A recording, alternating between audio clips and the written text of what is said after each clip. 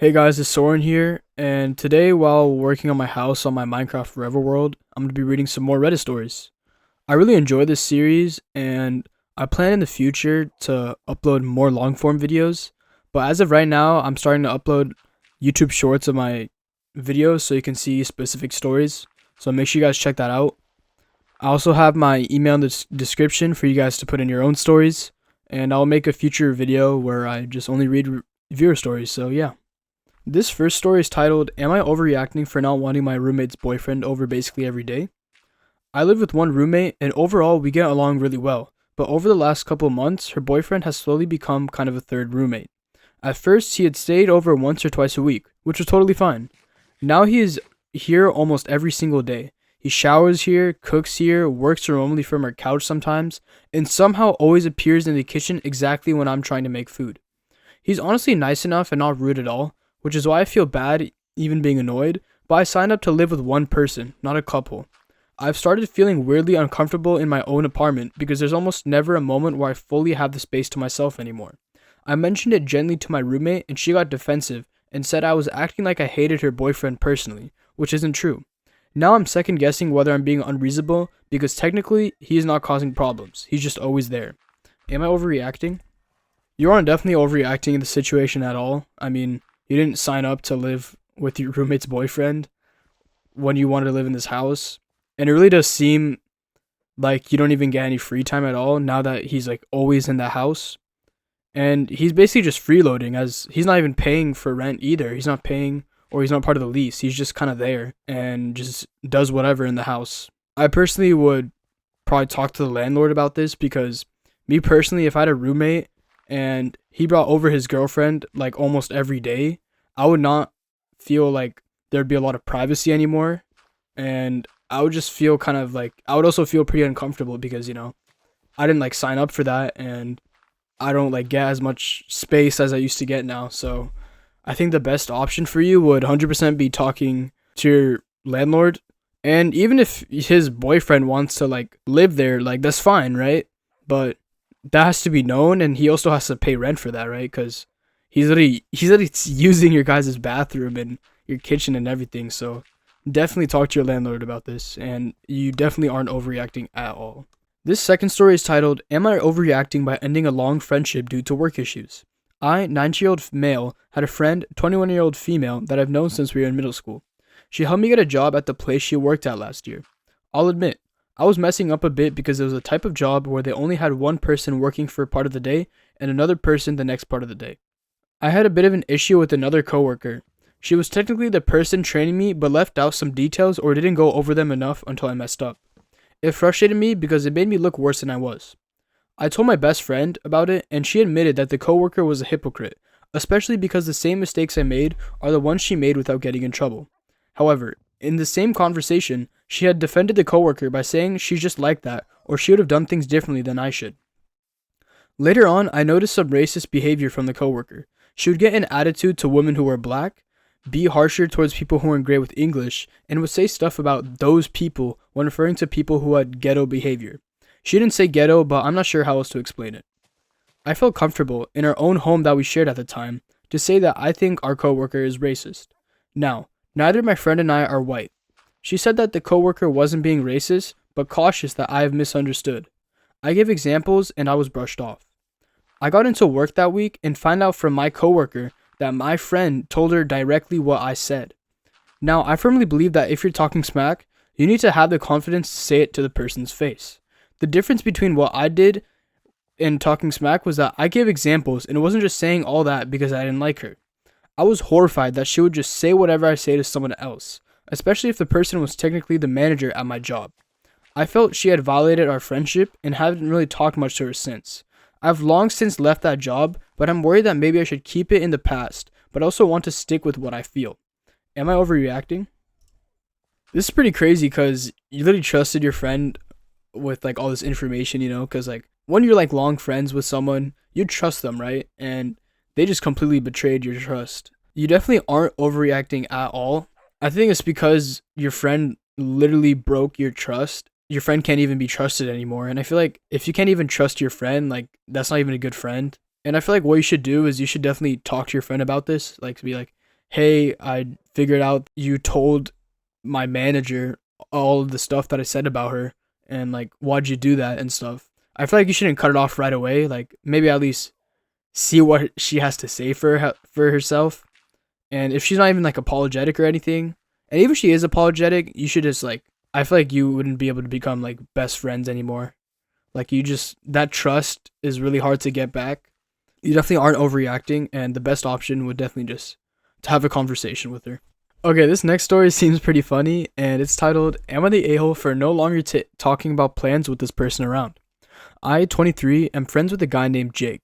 We've been friends since middle school and are in the same friend group currently. We all hang out in Discord calls, play games together, and talk pretty often, but I personally would never hang out with him one-on-one. But it could just be how I am with people. My best friend Carl, like a brother to me, told me he has never played Minecraft, so I set up a modded version for his first playthrough together. We got into a Discord call, I helped him install everything, and we finally started playing. Not even 2 minutes in, Jake joined the call and immediately asked, what mods are we playing? This wasn't the first time he has inserted himself. We hinted we didn't want him to join, then I directly told him it was supposed to be a Carl and me thing, so I could teach him. Jake got upset and crashed out, saying we suck each other off in League all the time, and guilt-tripping me about how we played together every day. But we play at Marvel Rivals, and even offered him to join us in League, but he always refuses. Eventually I caved, sent him the mods, more friends joined, and I ended up paying for a Minecraft server for everyone. Within days, he sped up the progression, caught all the legendary / mythical Pokemon, and acted super secretive about how he got everything while flexing it on everyone else. Meanwhile, the rest of us were just trying to explore and enjoy the experience together casually. It stopped feeling like a fun group playthrough and started feeling like a competition nobody else signed up for. After beating the first champion, Carl and I decided to stop playing, as Jake was just trying to hurry and finish the game before someone else could. A while later, we hung out for dinner. Jake, Carl, Roger, and me. Everyone paying for their own orders. I ordered a lot since I'm a bigger guy and was also covering Carl. Roger politely asked to share some of my food, which was fine, but Jake assumed this included him and devoured most of the appetizers, more than the rest of us combined. When the mains came, Jake again started eating my food before even touching his without asking, even eating Roger's leftovers. Then, at a group dinner, Jake ate most of my big order plus appetizers without asking or sharing back. This isn't the first time he has inserted himself and taken more than he gives. Am I the a-hole? I thought it'd be funny to read this story while I'm playing on my own Minecraft world, but I definitely think that you aren't the a-hole at all. It seems like Jake is not even being more of a friend, more of kind of like a nuisance. Like, he's only taking, he never gives, and it seems like you guys don't even enjoy spending time with him. So I would honestly think that the best option for you guys would just honestly to be like, just stop hanging out with him. I understand you guys are both part of the same friend group, but you'd also tell your other friends in this group about how Jake's acting and be like, hey, I don't really like Jake. This is the experience I had with him. It also seems like Jake is really annoying because even after you guys like politely asked him like, hey, like this is something that me and Carl are gonna do, Jake still just comes in and like guilt trips you to letting him play, which is definitely something a good friend would not do to you at all. So you definitely aren't the a-hole, and you should just cut off Jake. This next story is titled, Would I be the a-hole if I reported my neighbor for smoking inside? I, 29-year-old female, live in an upstairs apartment in a no-smoking community. For further reference, on the main door to the building is a no-smoking sign with a number to call for violations. I also have to sign to a no-smoking clause in my lease that states you can be evicted for smoking in your apartment. My downstairs neighbor, who is a male in his 40s to 50s, very clearly smokes inside. You can clearly smell it when walking past his door, which is impossible not to do as his door is right next to the only staircase. It even comes up into my apartment through the pipes and through the cabinets. I cannot have my windows open either, or I will get whiffs of cigarette smoke that lingers for 10 to 15 minutes. Both me and my boyfriend are getting tired of our apartment smelling like cigarettes, despite none of us being smokers. I believe he has been reported before, as the complex has sent out multiple community-wide texts stating that smoking inside is a direct violation of the lease. So, would I be the a-hole if I reported him to the landlord or calling the number on the no smoking sign? I definitely believe that you aren't the a-hole at all, and you should definitely report him either on the number that was on that sign or to the landlord. As you mentioned in the story, he's literally breaking the rules because you guys live in a no smoking community, which that itself is already kind of bad, but because it's also affecting your guys' day-to-day life, like you guys can always smell the smoke and you guys can't even have your windows open, it's definitely something that you could report. What I also believe you could do instead maybe is first have a talk with this dude. Like not even a talk, but just, knock on his door one day, just have a quick chat asking him to like politely stop or smoke somewhere else. And if he doesn't follow that, then you should definitely report him to the landlord. So no, you aren't the a-hole in this story, and you definitely should report this guy. Alright guys, so I just spent some time finalizing the layout on my base, and this is what I decided to end up with. I think I'm going to make a base with like probably some sort of like stone floor and some like logs with some planks. Like oak logs and oak planks. I feel like that's what I'm going to do. Just keep it pretty simple, nothing crazy. But yeah, I'm going to just keep on continue building while I read more stories. This next story is titled, Am I the A-hole in this Facebook Marketplace situation? I just had the weirdest and most frustrating Facebook Marketplace interactions, and I'm unsure if I'm the a-hole in this situation. Like, I'm pretty sure I'm not, but give me your thoughts. So a woman messaged me a few days ago asking about a microwave I was selling. She wanted me to find the year of manufacturing. Then we set up a date and time to pick up, which was yesterday at 5 p.m. We talked about it ahead of time that I didn't allow people inside my home from Facebook Marketplace and offered to send her a video of me testing it. She declined and said it was fine. So come yesterday, she doesn't show up at 5 and I waited. Fell asleep for a nap and woke up to a message from her at 7:20 p.m. saying she had just come to my building but didn't know which unit was mine, so she was back home.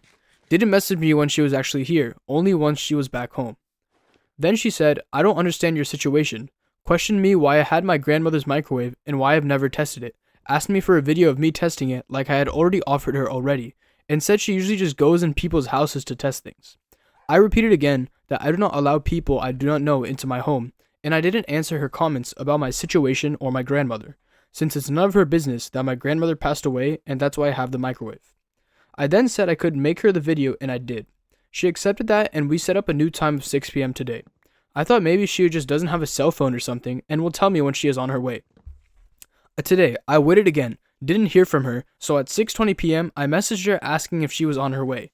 She said she waited outside my building from 5:50 to 6:10, that I have made too many assumptions, and wasted too much of her time. First of all, I am extremely confused by what assumptions I have made and how I was the only one who wasted her time. But I responded with, you didn't notify me that you were here? And she said, no, I didn't. We agreed on the time. So she fully expected me to be sitting outside waiting for her with the whole microwave, not knowing if or when she was going to show up. At that point, I just blocked her. Don't want to do trading with her in the future if that's what's going to happen. But anyways, am I at fault? Should I have been more clear or something? Was I in the wrong? Maybe I should have actually waited for her outside with the microwave? Okay, so this is pretty interesting, but I definitely don't think you're the a-hole in this situation at all. It seems like this person that you're selling the microwave to kind of doesn't have any common sense. I mean, she didn't even message you like at all when she was coming or when she was here at all. She just fully expected that you were going to be here like on time. And although like maybe you didn't show up on time, like she has to understand, like it's a whole microwave.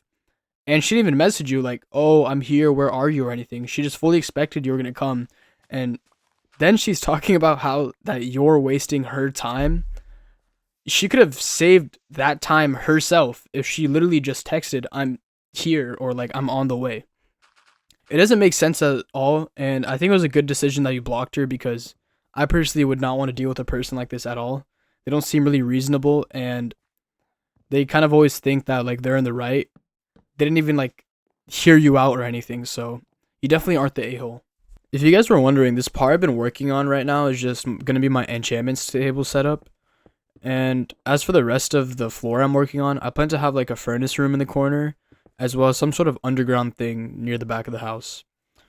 Comment down below what else I should add in my house, guys, because I haven't really figured out what else I want to add other than like a storage room, a furnace room, and a bedroom.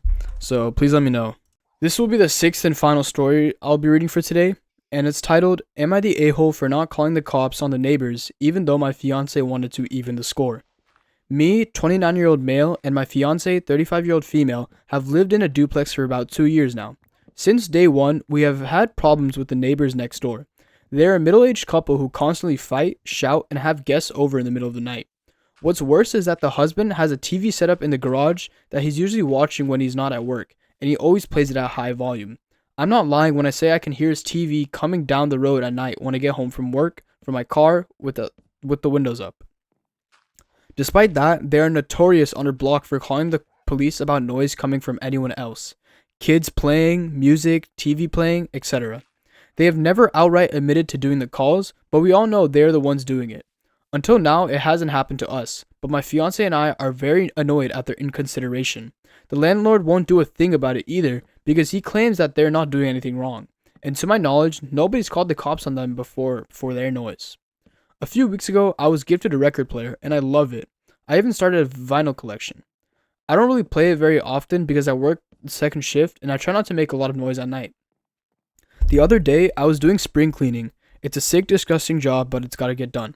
And since it was daytime, I played my record player and turned it up loud because I was using the vacuum. About 40 minutes later, I heard a knock and 2 cops were at my door. They got a noise complaint. They both looked annoyed at the neighbors wasting their time, so I simply apologized and took the warning to keep it down. They left without a problem. Later that day, when my fiance got home and I told her about the situation, she was upset with me for never mentioning that the neighbors make noise and file noise complaints all the time. I told her that while it's annoying, I didn't want to stoop to their level and make this he did this, she did that story with the police, and it wouldn't be worth the trouble. She kept saying I missed an opportunity to even the score with the neighbors, but eventually she dropped it. But then today, while we were hanging out at home, we both could hear the husband's TV coming from the garage. It was so loud, I swear I could hear when the football players tackled each other. My fiance kept giving me this look, like, here's your chance, and she showed me her phone, which showed she had been recording for about a minute, and the neighbor's TV was audible, overlapping our own TV. I told her no, and I wasn't going to call the police over a cold war with the neighbors. She got mad and went into the bedroom. I went in later to talk to her about it, and she blurted out that she was disappointed and I failed her as a man. I asked what that meant, and she said she was obviously bothered by the noise, and I'm not doing anything about it. She was basically insinuating that I either call the cops myself or go over and scream at the guy to turn his TV down, which, judging by their history with calling the cops, I have a feeling they would take that as a threat of violence and call the cops again. I really don't want to escalate things further. We're currently apartment shopping, so hopefully we won't have to put up with it any longer. But am I the a-hole for not calling the cops on the neighbors to appease my fiance? This seems like a pretty complicated story because I honestly can't tell if you would be the a-hole at all or not. I feel like in this situation, what I personally would do I would honestly like do what your fiance would say about like going over to the neighbors and telling them to like turn it down, because I feel like sitting there and doing nothing, like that's just gonna get nothing done, right? They're just gonna continue playing music, and if you try to do anything, they'll call the cops on you, right? And even if they might call the cops on you for quote unquote threatening them, you wouldn't be threatening them. You're just asking them like, hey, like I literally have a recording of your TV being louder than mine in my own home. Can you please keep it down? And if they don't listen to that, then you would probably have to take more action than maybe even call the cops. It wouldn't necessarily be stooping to their level, especially since like they're kind of disturbing your boundaries of your house. Like, I mean, you can't even watch the TV in your own house because the neighbor's TV is louder. Like, that's pretty crazy.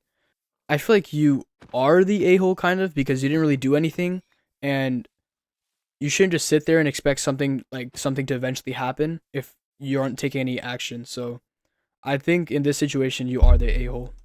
That's it for all the stories today, guys. I was able to plan a lot for my house, the layout and stuff, as well as this cool staircase I got going on.